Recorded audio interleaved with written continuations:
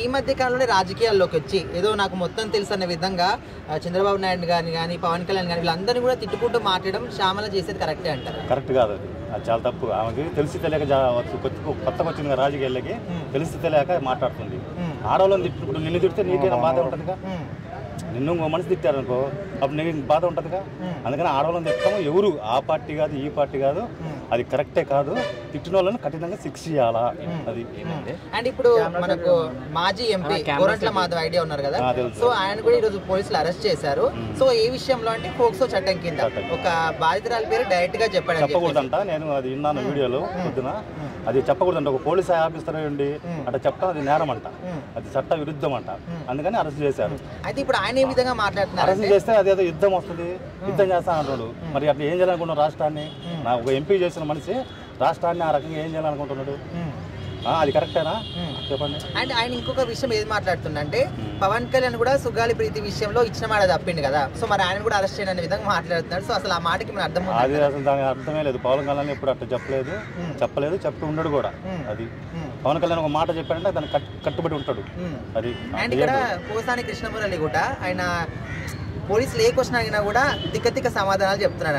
మామూలుగా మనకు మెంటల్ కిస్ట్ అని పేరు కూడా ఒకటి ఉంది, మీకు ఐడియా ఉందో లేదో? మెంటల్ కిస్ట్ అనేవాళ్ళు. నా మెంటల్ గా అందులో అరెస్ట్ చేస్తే ఇంకా మెంటల్ ఎక్కువ ఉంటుంది.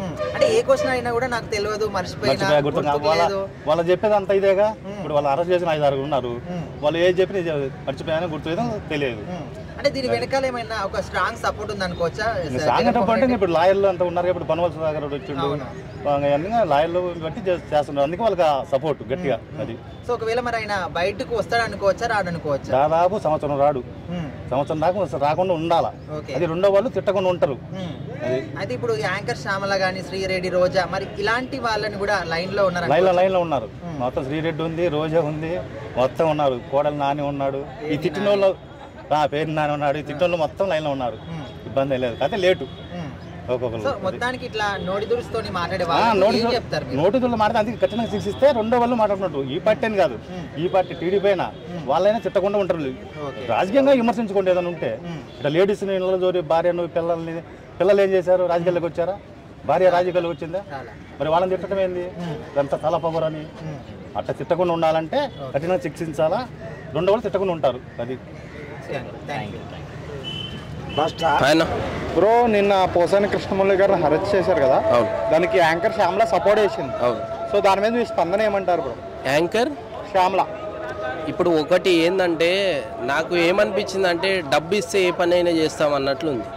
సపోర్ట్ చేయడము, ఆ రోజు పవన్ కళ్యాణ్ అన్నని ఎన్ని మాటలు అన్నాడు, ఈ పోసాని ఏవేవో అన్నాడు, ఎన్నెన్నో మాటలు అన్నాడు. పోసాని సత్తా తెలుసా అని ఇట్లా అని ఎన్నో మాట్లాడిందన్న. ఈరోజు ఆమె సపోర్ట్ చేయడము, ఇప్పుడు వాళ్ళ ఇంట్లో ఎవరినన్నా తిడితే ఆమె గిట్ట బాధగానే ఉంటుందిగా. ఈరోజు ఆమె వచ్చి సపోర్ట్ చేస్తుంది. వాళ్ళ ఇంట్లోనే ఎవరినన్నా తిడితే పోసాని, మరి అప్పుడు సపోర్ట్ చేస్తుందా? తప్పు ఇది. ఆమె వచ్చి సపోర్ట్ చేయడం ఏందో నాకు అర్థం కాదు. ఆ రోజు ఎన్ని మాటలు, నీచమైన మాటలు ఎన్నెన్నో మాట్లాడిండే. ఈ పోసాని సత్తా తెలుసా అరా మీకు? పోసాని సత్తా తెలుసా? ఏదేదో ఎన్నెన్నో మాట్లాడిండు ఆ రోజు. చంద్రబాబు నాయుడు గారిని, పవన్ కళ్యాణ్ అన్నని ఎన్నెన్నో మాటలు అన్నాడు ఆ రోజు. ఈరోజు నువ్వు జైలుకి వెళ్ళిండని ఈమె సపోర్ట్ చేస్తుంది, కానీ ఆ రోజు ఎన్ని మాటలు అన్నాడు కాబట్టి ఈరోజు జైలుకి వెళ్ళే పరిస్థితి వచ్చింది. జైలుకి వెళ్ళిన తర్వాత అయినా, బయటకు వచ్చిన తర్వాత అయినా ఈయన బుద్ధి తెలుసుకొని అందరికీ క్షమాపణ చెప్పబోతుండు. ఈయన బయటకు వచ్చిన తర్వాత నేను ఆ రోజు అన్ని మాటలు అన్నా కదా, ఈరోజు జైలుకి వెళ్ళే పరిస్థితి వచ్చింది నాకు అని బయటకు వచ్చిన తర్వాత ఈయన క్షమాపణ చెప్పాలని నేను అనుకుంటున్నా. ఆ త్వరలో జరుగుతుంది. కాకపోతే ఈమె సపోర్ట్ చేస్తున్నానే చూసినావా, నిజంగా దుర్గారుగా నాకు నచ్చలేదు. ఇప్పుడు నా ఇంట్లో వాళ్ళని, వాళ్ళ ఇంట్లో వాళ్ళని తిడితే గిట్ట అట్లనే సపోర్ట్ చేస్తుందా ఆమె? చేయదు కదా. ఈరోజు మరి డబ్బులు ఇచ్చిండ్రో, మరి ఏం సాయం చేసిండ్రో ఆమెకు తెలియదు, కానీ ఈరోజు వెళ్ళి ఆమె ఆయనకు సపోర్ట్ చేయడం కరెక్ట్ కాదు. అది అందరు ప్రజలు ఏమంటున్నారు? అవును ఆ రోజు తిట్టిండు కదా, ఎంతోమంది తిట్టిన నీచమైన మాటలు, ఫ్యామిలీ మ్యాటర్ వెళ్ళి ఎన్నెన్నో మాటలు అన్నాడు కదా, కరెక్టే. తిట్టినందుకు ఆయన జైలుకి వెళ్ళిండు, మంచిది. ఇటువంటి సంఘటన ఇంకోసారి జరగకుండా, ఇటువంటి మాట్లాడకుండా, ఎవరితో ఎప్పుడు ఏం మాట్లాడాలి, ఎట్లా మాట్లాడాలి అని తెలుసుకుంటాడు. అందు గురించి జైలుకి వెళ్ళిండు ఈరోజు. సో బయటకు వచ్చిన తర్వాత ఎవరితో ఎప్పుడు ఏంటి ఎలా మాట్లాడాలి ఏందనేది పోసాని గారికి తెలుస్తుంది. ఆ రోజు ఎన్ని మాటలన్నా అబ్బా నోటితోటి గిట్ట పలకడానికి రావట్లే, అన్ని మాటలన్నావు. నువ్వు రాజకీయంగా ఉంటే పవన్ కళ్యాణ్ అన్నని ఏదన్నా నువ్వు ఫ్యామిలీ మ్యాటర్ ఎందుకన్నా నాకు అర్థం కాదు. ఫ్యామిలీ మ్యాటర్ తీసుకొచ్చి ఫ్యామిలీలో ఎంతమంది అయితే ఉన్నారో అంతమందిని నీచమైన మాటలు మాట్లాడిండి. ఇంకా వీళ్ళు చట్టం ఎట్లయితే ఫాలో అవుతుందో అట్లనే వెళ్తున్నారు కదా. ఆయననేం కొట్టలేదు, దాడులు ఏం చేయలేదు, చట్టం ప్రకారంగా వెళ్తున్నారు వీళ్ళు. పవన్ కళ్యాణ్ అన్న కానీ లేకపోతే లోకేష్ గారు కానీ చంద్రబాబు నాయుడు గారు కానీ ఈరోజు రెడ్ బుక్ చూపిస్తే ఉచ్చబడిపోతుంది ఒక్కొక్కరికి. ఎంతమంది లిస్టులు పేర్లు ఉన్నాయో అని ముఖ్యమంత్రి గిట ఉందని ఆయన గిట భయపడుతున్నారు. ఈరోజు బయటకు వచ్చి నా ఎమ్మెల్యేలని అరెస్ట్ చేస్తారని ఈరోజు వచ్చిండు బయటికి. ప్రజల పక్షాన లేరు వీళ్ళంతా. ప్రజల గురించి మాట్లాడండి. మీది ఏదైనా ఉంటే పవన్ కళ్యాణ్ అన్న గురించి మాట్లాడారు కానీ పోసాని గారు ఈరోజు ఆ రోజు ఫ్యామిలీ మ్యాటర్కి వెళ్ళి ఏందన్న మాట్లాడేది నాకు అర్థం కాదు. ఫ్యామిలీ వాళ్ళని తిట్టడం ఏందన్న నాకు అర్థం కాదు. ఏదన్నా ఉంటే పవన్ కళ్యాణ్ అన్నతో ఫైట్ చేయి. ఆ రాజకీయంలో ఏదైతే హామీలు ఇచ్చిండో దాని గురించి మాట్లాడాలి కానీ అది మాట్లాడకుండా ఏదేదో మాట్లాడతాడు, నీచమైన మాటలు. మేము గిట్ట చూసి ఏం నేర్చుకోవాలన్నా అడ్డమైన బూతులా. పెద్దవాళ్ళు సరే వాళ్ళు ఒక మాట చెప్తే దానికి విలువ ఉంటుంది, దాన్ని మనం గిట్ట నేర్చుకోవాలనుకుంటాం కానీ ఇవే ఈ మాటలా, దరిద్రమైన మాటలు. అందుగురించే ఈరోజు జైలుకి వెళ్ళే పరిస్థితి వచ్చింది. ఇంకా చాలా మంది ఉన్నాయి ఈ లిస్ట్లో, రోజా గారి ఉన్నాయి, చాలా మంది ఉన్నాయి బదర్. అందరు వెళ్ళబోతున్నారు. అందరు లిస్టు డేటుతో టైమింగ్తో సహా అందరూ ఏ రోజు ఏం మాట్లాడిండు డేటుతో సహా రెడ్ బుక్లో ఉంది, ఫోటో గిట్ట ఉంది.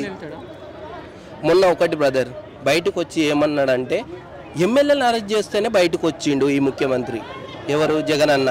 అంటే ప్రజల పక్షాన ప్రజలకి ఏమన్నా ఆపత వస్తే ఇప్పుడు ఏవైతే హామీలు పెట్టిండో దాని గురించి మాట్లాడాలి. నా ఎమ్మెల్యేలను అరెస్ట్ చేస్తారని బయటకు వచ్చిండు. ఈరోజు బయటకు వచ్చి గిట్ట ఏం మాట్లాడిండు?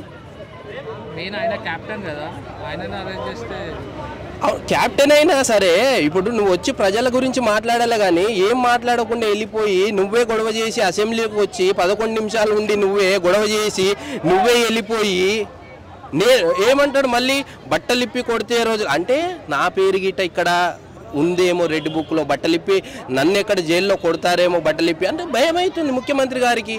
అందుగురించే ఇవన్నీ బయటికి చెప్తుండు, బట్టలిప్పి కొడతారేమో నన్ను గిట్ట. అందుగురించే నేను బయటకు వచ్చి ఏమో 2 పాయింట్ అంట, 2.2 అన్నాడు. 2 పాయింట్ అంటే ఏది మరి? 2 పాయింట్ ఏది? నీ దమ్మేది? నీ 2 పాయింట్ దమ్మేది ఎక్కడుంది? 2 పాయింట్ విశ్వరూపం చూపిస్తా అన్నాడే, మరి ఏది మరి? బయటకు వచ్చినప్పుడు ఫ్యాన్ ఫాలోయింగ్ గట్టినే ఉంది కదా. ఎక్కడుంది బ్రదర్? సెల్ఫీల గురించి ఎంతమంది చిన్న పిల్లలు ఏడుస్తుండ్రు. సెల్ఫీల గురించి ఏడ్చేది? మన బతుకులు మారాలి, అది మాట్లాడాలి కానీ సెల్ఫీల గురించి కారు దగ్గర ఎగబడి రైతులు మిర్చి రైతులు ధర్నా చేస్తుండ్రు, ఏదో గిట్టుబాటు ధర లేదు మాట్లాడడానికి వెళ్తున్న ముఖ్యమంత్రి మళ్ళీ ఆ రోజు మాట్లాడలే, సెల్ఫీలు ఇచ్చి వెళ్ళిపోయిండు ముఖ్యమంత్రి. గిదియా మాట్లాడాల్సింది? ప్రజల గురించి మాట్లాడాలి. సెల్ఫీలు ఇచ్చి అమ్మాయి ఏడిస్తే సెల్ఫీలు ఇచ్చి అందరికి వెళ్ళిపోయిండే. మరి ఆ రోజు మిర్చి రైతులకి నువ్వు ఏ సమాధానం చెప్పినావు? ఆ రోజు ఏం చెప్పలే కదా, వెళ్ళిపోయినావు.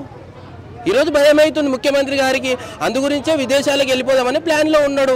లీస్టు నా పేరు గిట్ట ఉందేమో, ముఖ్యమంత్రి గారి గిట్ట ఉందేమో, బట్టలిప్పి కొడతారేమో నన్ను గిట్ట జైల్లో అని. అందుగురించే విదేశాలకు వెళ్ళిపోవాలని ఆయన నిర్ణయించుకున్నాడు. త్వరలో జరగబోతుంది. లక్కీ అంటే బాగుంటుంది.